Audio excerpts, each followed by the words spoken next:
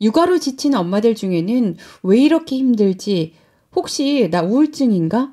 이런 걱정이 드는 분들 계실 것 같은데요. 이전에 우울편에서 "우울감과 우울증은 다르다."라고 선생님께서 말씀해 주셨죠? 네. 우울감은 모든 감정과 마찬가지로 사람이 자연스럽게 느낄 수 있는 감정, 엄마도 마찬가지인 거고요.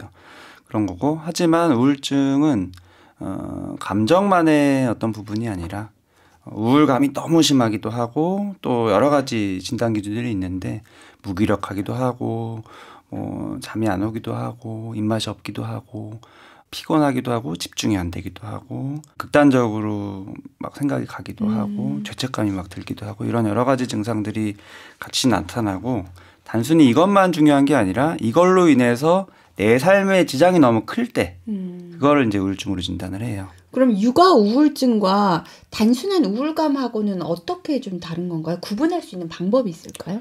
우울감은 뭐 구분할 필요가 없이 그냥 자연스러운 감정이라고 보면 되고, 우울증은 분명히 우선 질환이에요. 그래서 정상적인 그런 컨디션이 아니다. 몸과 마음의 상태가.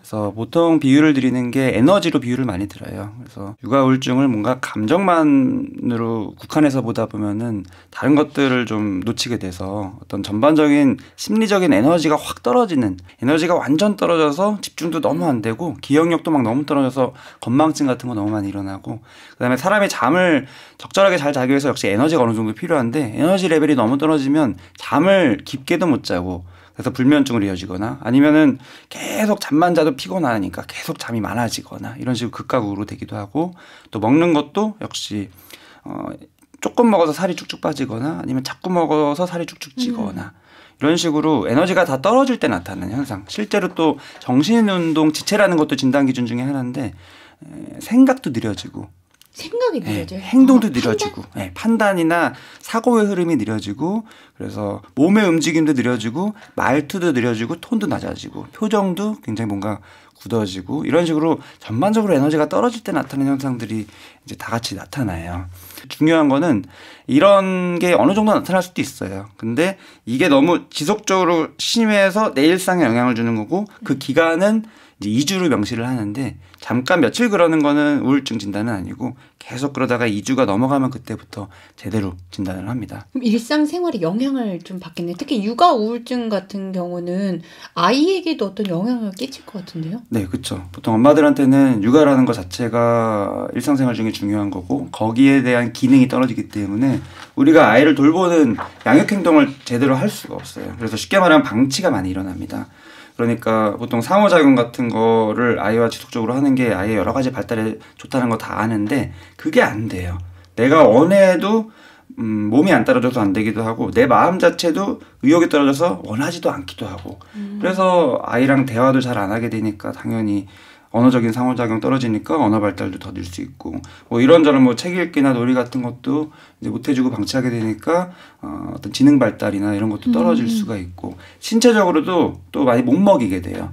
내가 우울증 상태가 되면은 그럴 에너지 자체가 없어서 끼니를 못 챙겨줘요. 어이구. 그래서 새끼도 못 챙겨주기도 하고 간식 같은 거 잘 못 챙겨주기도 하고 그 내용도 영양가가 굉장히 없는, 쉽게 말하면 라면만 계속 먹이기도 하고 이런 식으로 방치가 많이 일어나면 당연히 신체적인 발달도 문제가 생기겠죠. 이런 육아 우울증을 호소하는 이유 중에 하나가 24시간 같이 붙어있기 때문이다라는 얘기도 있는데. 네, 실제로 그게 되게 중요한 어떤 원인. 뭐 우울증의 원인은 여러 가지가 있겠지만 뭐 타고난 기질이든 유전적 소인이든 이런 부분은 내가 지금 상태에서 이미 어떻게 할 수 있는 게 아니고, 지금 내가 뭔가 개선할 수 있는 부분 중에서 제일 중요한 거는 아이랑 24시간 붙어 있는 게 육아우울증을 일으키는 중요한 원인이라는 거예요. 그래서 반대로 떨어져야 돼요. 그런데 선생님, 이 떨어지기가 참 힘든 게 요즘에 애착이라는 말을 정말 많이 사용하거든요. 저도 막 육아서 보면 애착이 가장 중요하고 애착 형성기에 엄마가 옆에 있어야 뭐 애가 앞으로 발전하고 먼 미래에 있어서, 그리고 아이의 뭐 심적으로 안정이 된다. 근데 이 애착이라는 게 도대체 뭔가요? 24시간 붙어 있는 게 같이 옆에 있어주는 게 애착인 건지, 얘랑 상호작용을 잘해주는 게 애착인 건지, 애착이란 게 좀 뭘까요? 좀 정의를 내려주세요. 애착이라는 단어를 들으면 왠지 같이 있어야 될 것 같아요. 뭔가 이렇게 딱 접착돼 있는 네. 느낌인 것 같기도 하고 막 이런 거지만 집착 이런 느낌이 아닌 거예요. 애착의 3요소는 민감성, 반응성, 그다음에 일관성. 민감하게 섬세하게 정확하게 집중해서 아이의 마음을 헤아릴 수 있는 능력. 그다음에 그거를 아이한테 피드백해줘서 반응해주는 거. 반응을 해주고. 이걸 주고받고 계속하는 상호작용을 내 기분 괜찮을 때만 하는 게 아니라 또 뭔가 컨디션 나쁠 때는 안 하는 게 아니라 가급적 그 자리, 그 역할을 지속적으로 쭉 해가는 거. 이 삼박자가 맞을 때 아이는 저 사람은 믿을 만한 사람이구나.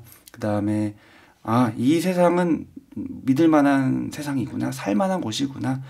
나는 괜찮은 사람이구나. 이런 식으로 기본적인 신뢰감, 안정감이 생기는 거예요.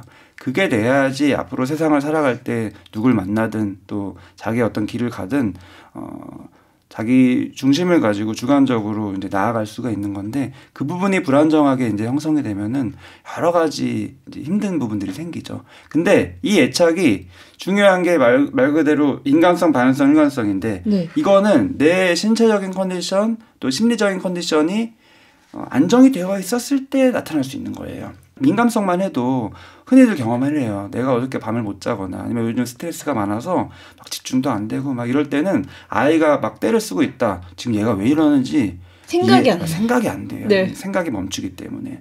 그다음에 뭐 운 좋게 캐치를 했다 해도 반응을 또 하기도 귀찮기도 하고 엉뚱하게 나가기도 하면 그러면 아이는 더 떼쓰고 그러면 내가 더 이렇게 꼬이게 되는 거죠. 그 다음에 일관성도 되기가 쉽지가 않은 게 감정 기복이 너무 커지면 내가 괜찮을 때는 또 해주고 조금만 뭔가가 수틀리면은 또 안 해주고 이러면은 막 아이 입장에서는 막 왔다 갔다 하는 느낌이 드니까 믿을 수가 없는 거죠. 네. 그래서 애착이라는 게 뭐 계속 붙어 있는 게 중요한 게 아니라 이 세 가지를 내가 잘하기 위한 내 몸과 마음의 컨디션을 잘 만드는 게 진짜 중요한 거고 그러기 위해서는 적절히 떨어지는 어떤 훈련이나 연습이 오히려 필요한 거. 그래서 실제로 육아우울증을 경험하고 있는 엄마가 있다. 근데 아이랑 떨어질 수 있는 상황이 아니다. 뭐 남편도 바쁘고 주변에 맡길 사람도 없고 아이는 아직 뭐 돌도 안 된 이런 나이다. 그럼 어떻게 해요? 어린이집에 보내야 돼요. 어린이집에 네, 실제로 잠시라도 시간을. 그럼요. 근데 이제 그거는 뭐 내 아이가 지금 너무 어린데 누구한테 맡기면 애착에 문제가 생기지 않을까요? 맞아요. 아닌 거예요. 왜냐하면 내가 붙어 있는데 내 상태가 지금 좋지가 않은데 오히려 아이한테 독이 되는 거예요. 그 다음에 몇 시간 동안 케어 받으면서 나는 그 시간에 충분히 쉬고 충전하고 아이가 떨어지는 것 자체가 내 심리적인 관리이기도 하고 그 상태로 아이를 이제 더 많은 시간 동안 집중해서 볼 수가 있는 거고 이런 식으로 선순환이 되어야지 오히려 나도 회복되고 아이도 회복되고. 근데 사실 엄마로서 나 좀 우울증인 것 같아. 나 육아 우울증이 왔다를 알아채도 병원에 가는 게 참 쉬운 결정은 아니에요. 맞아요. 그게 또 되게 중요한 부분이어서 이런 얘기를 지금 또 드리는 거죠. 근데 엄마가 우울증에 걸리면 아이가 방치되고 아이가 방치되면 이런저런 발달에 문제가 생긴다라는 개념만 생각하면 그럼 나는 우울증이 걸리면 안 돼. 네, 맞아. 그러니까 우울증이 걸린 것 같아도 이거는 모르는 척 해야 돼. 실제로 그렇게 돼요. 그래서 아주 가까이 있는 남편이나 뭐 친정엄마조차도 발견을 못하는 경우가 되게 많아요. 본인이 안에서 숨기고 있으니까. 근데 문제는 그러다가 안에서 점점 쌓이다가 진짜 확 한 번에 무너지는 거죠.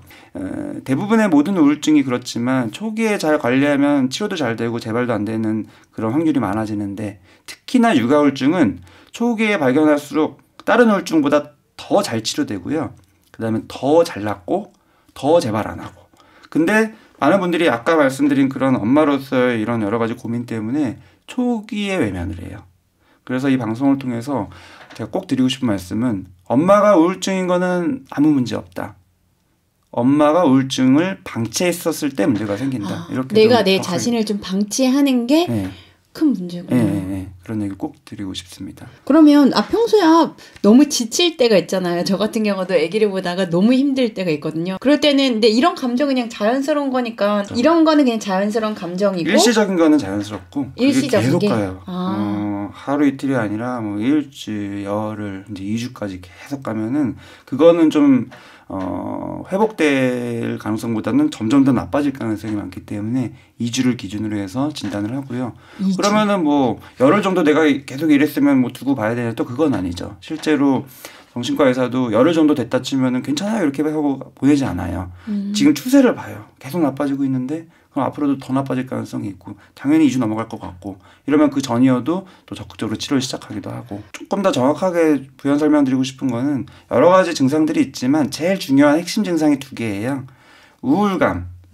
네, 슬픈 느낌이기도 하고 뭔가 처지는 느낌이기도 하고 다운된 기분이기도 하고 이런 우울감이 있거나 또는 무기력감. 흥미도 없고 다 귀찮고 의욕 없고 이런 게 있거나 둘 중에서 하나는 최소한 있어야 돼요. 우울증을 진단하려면. 그다음에 나머지 것들도 조금씩 있어야 되고. 많은 분들이 또 궁금한 게 치료는 어떻게 하게 되는 건가요? 그것도 되게 단계가 많아요. 우울증 하면은 뭔가 딱 하나의 질환인 것 같지만 사람마다 양상이 조금씩 다 다르고 정도도 너무 다양해서 가벼운 우울증인 경우는 상담만으로 또 일상생활 개선만으로 치료가 되는 경우들이 많고요. 하지만 중간 정도 이상한 경우에는 약물 치료가 훨씬 효율적인 경우들이 많고. 근데 엄마분들이 또 약물 치료에 대한 두려움이 있잖아요. 두려움이 있죠. 네.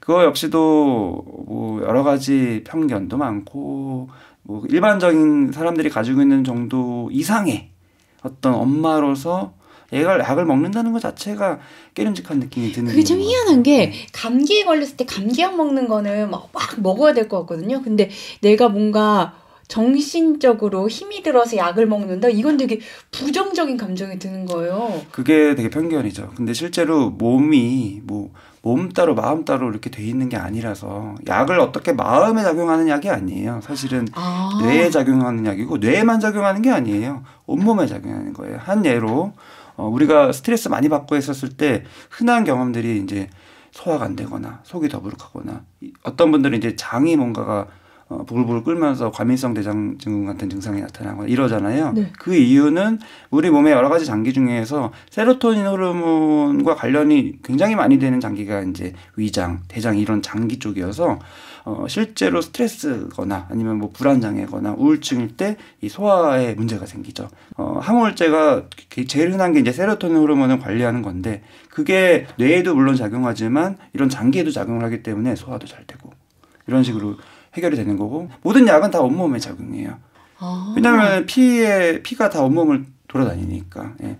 저는 머릿속을 지금 계속 떠나지 않는 말이 그러니까 우울증을 방치하는 게 엄마로서 잘못된 거다. 이 말이 내가 우울한 게 나쁜 게 아니라 이거를 계속 방치를 해서 내 애한테 어떤 영향을 미치는 것. 이게 정말 너무 중요하다를 깨닫는 시간이었네요. 네, 너무 중요한데 또 이거를 또 잘못 받아들이면 너무 또 여기에 좀 꽂혀서 내가 우울증이면 어떡하지? 미리 이렇게 걱정을. 막 2주. 네, 나 월요일부터 지난 월요일부터 내 몸이 안 좋았는데 저도 아까 생각해 2주? 이런데 이렇게 막 심각해질 필요는 없고 다만 내가 정말 번아웃이 되고 내가 너무 귀여워하는 애인데 그 애가 보기가 힘들 정도로 몸이 안 좋았을 때는 꼭 전문가의 도움을 받는 게 좋다. 네. 그리고 뭐 찾아봐도 되고 사실은 접근 자체를 안 하려는 아예 그냥 억압하는 게 많아서 조금 그냥 자연스럽게 받아들이고 그냥 내가 다른 거 뭐 아이 뭐 어디 아플 때 검색하듯이 그냥 자연스럽게 검색해보고 또 궁금하면 또 전문가 찾아가서 물어보고 이런 식으로 자연스러웠으면 좋겠다라는 얘기를 꼭 드리고 싶어요. 저도 항상 느끼는 게 이 아기를 낳고 키우니까 전에는 애한테만 집중을 했거든요. 근데 선생님하고 항상 얘기하면서 애한테 집중하는 것도 중요한데 내가 괜찮고 내 컨디션이 좋고 내가 좀 편해야 애한테도 되게 긍정적으로 잘 돌볼 수 있다. 이걸 좀 많이 되게 느끼는 것 같아요. 제가 가장 보람된 순간이 그런 피드백을 들을 때. 네, 감사합니다. 많은 청취자분들이 정말 그렇게 느끼실 것 같아요. 네, 그래서 오늘은 정말 우리 아이를 키우고 몸과 마음이 지치다 보면 생길 수 있는 육아 우울증에 대해서 얘기를 좀 나눠봤는데요. 육아 우울증은요, 치료도 빠르고 또 선생님께서 말씀하셨듯이 재발도 잘 안 된다고 하니까요. 숨기고 모른 채에서 병을 키우지 말고 주변에 좀 도움을 청해 보는 게 좋을 것 같습니다. 엄마가 육아 우울증이야가 아니라 엄마니까 우울증이 생길 수도 있다. 이렇게 생각하시고요. 오늘은 여기까지 하도록 하겠습니다. 저는 아나운서 박민영이었고요. 저는 정신건강의학과 전문의 정우열이었습니다.